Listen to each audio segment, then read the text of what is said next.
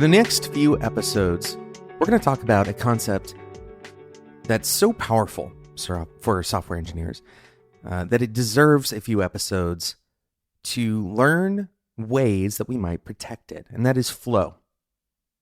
You probably have heard this term with relation to work. That's because the body of work related to flow was started in the mid-20th century by a Hungarian-American psychologist named Mihaly Csikszentmihalyi. And even if you haven't necessarily seen the research on this, you probably know the feeling of being in the flow. You may have even said it without knowing that indeed there is quite a bit of formal research on the subject. The flow state, as clarified by the original research, and as Mihaly Csikszentmihalyi explained, it is the state of doing something where you're so involved in that activity that nothing else seems to matter. You kind of forget time. The experience is so enjoyable, and this is a direct quote from him, the experience is so enjoyable that people will continue to do it even at great cost for the sheer sake of doing it. You've probably had this experience. You may have had it while programming, though not necessarily, but it has specific characteristics. You kind of already understand it, most likely intuitively, but let's go through these characteristics. These are factors, and I'm reading directly from Wikipedia. This is not some secret. You can go and find this very easily. But the factors identified in the research: 1 was intense and focused concentration on the present moment. 2 is the merging of action and awareness. 3 is a loss of reflective self-consciousness. 4 is a sense of personal control or agency over the situation or activity.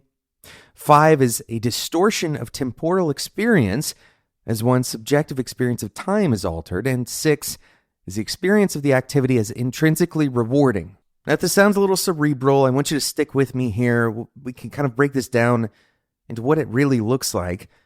If you're doing something that you have sufficient challenge in other words, it's not boring, right? It's difficult enough to keep your attention. You're good enough at it that it's not overly challenging. You're not being beaten by the thing. It's somewhere in between boring and too challenging, where you're actually able to succeed, but with significant effort, with a clear reward, a clear goal in mind, and a clear reward in mind, and that constant sense of feedback that you get during your whatever that activity is.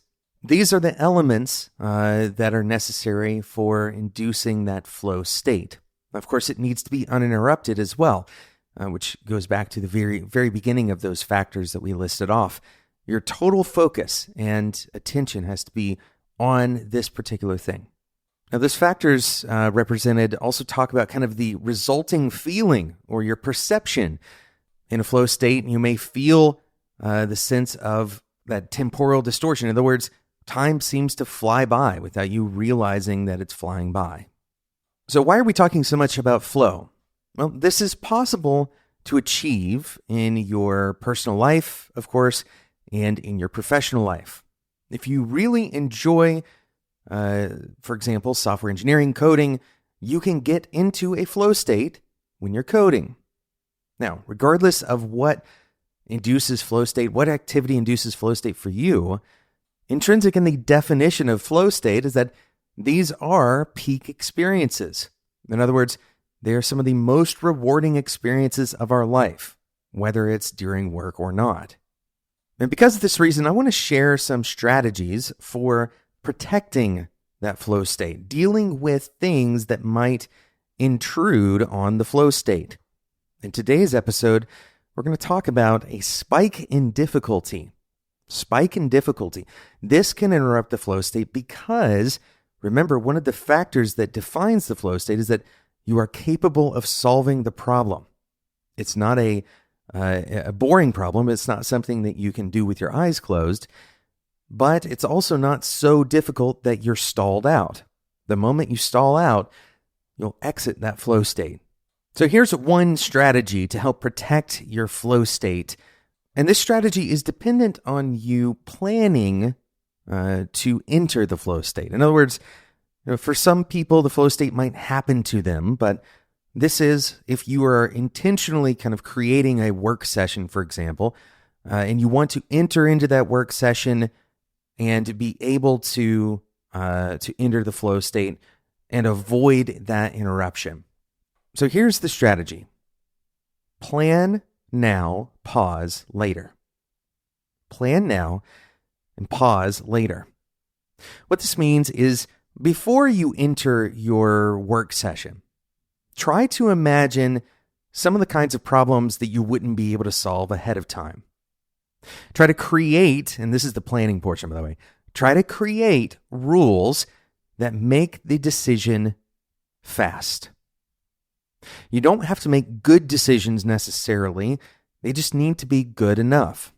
And so if you go with, let's say, a low-risk decision, or if you go with the cheapest decision, whatever the thing is that makes the decision a simple rule.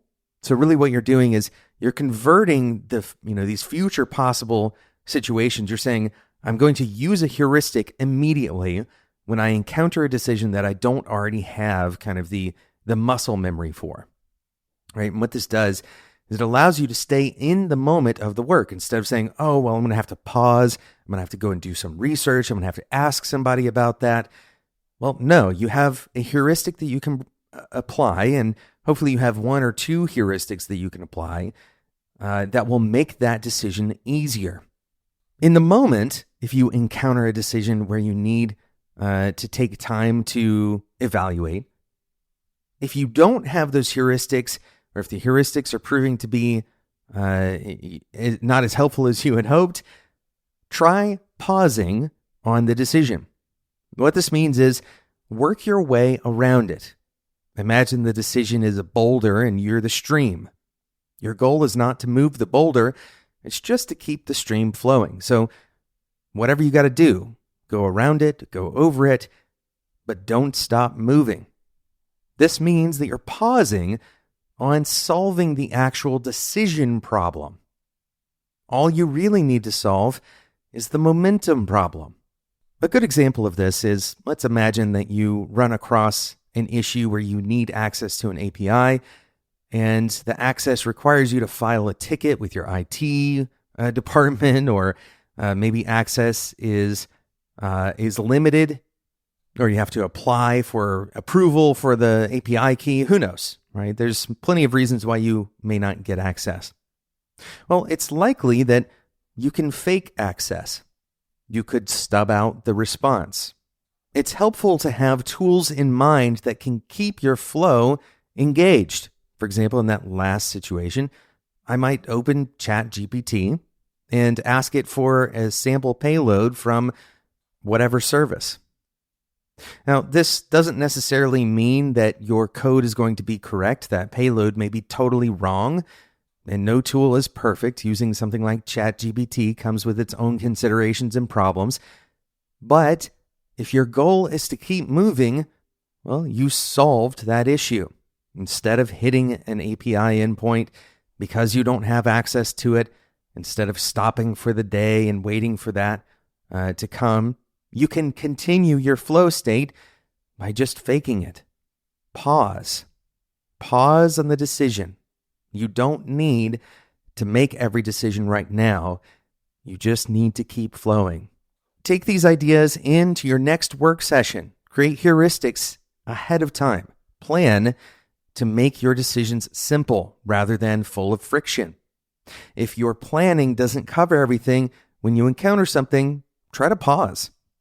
Now, this isn't going to solve every single problem. You will get taken out of flow state sometimes. That's just the nature of our work. But every time you do get taken out of flow state, make it a point to learn about it.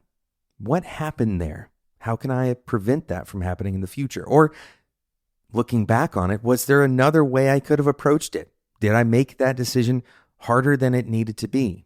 Did I try to make the decision sooner than I needed to? These are all ways of learning how to improve your protection of your flow state.